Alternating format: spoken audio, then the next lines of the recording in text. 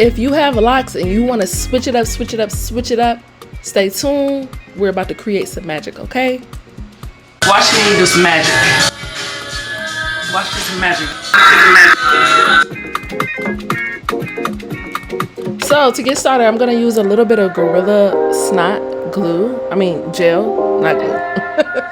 You're gonna make sure that is all through your hair. Also start off with damp hair, not wet hair, but damp. I forget to mention, this is best if you don't have a retwist. So what I do is normally just let my hair get a little wet in the shower, not wet to where it's dripping, but damp, of course. Then you're gonna add in that gel and you're going to brush it down till it's nice and sleek. You can do a little bit with your baby hairs. I tried to do a little bit, didn't like how it turned out, so I brushed it back.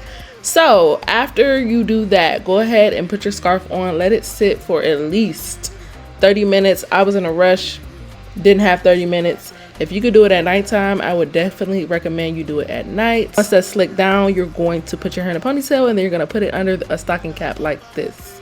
Make sure that a little bit of your edge is showing because this is a headband wig. So you do want a little bit of your edges showing just so it looks a bit more natural, okay?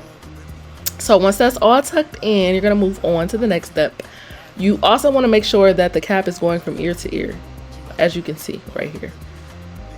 So make sure that it's aligned. Then you wanna go in and put that headband wig on. There are combs on the perimeter, 3 of them. I normally use just the top one, but in this video I'm using all 3 of the combs, so the top and then 2 of the sides. Then you want to go ahead and snap that velcro in the back to make sure that the wig is secure. I do a little bit extra steps to make sure my wig is secure. So as you can see right here, I'm adding in a bobby pin. Well, not a bobby pin, I'm adding in multiple bobby pins just to make sure that the hair is extremely secure because I'm going outside, the wind is going to be blowing. I don't want any problems, no wahala, okay? So once you get that done, once your bobby pins are in, you are set to go.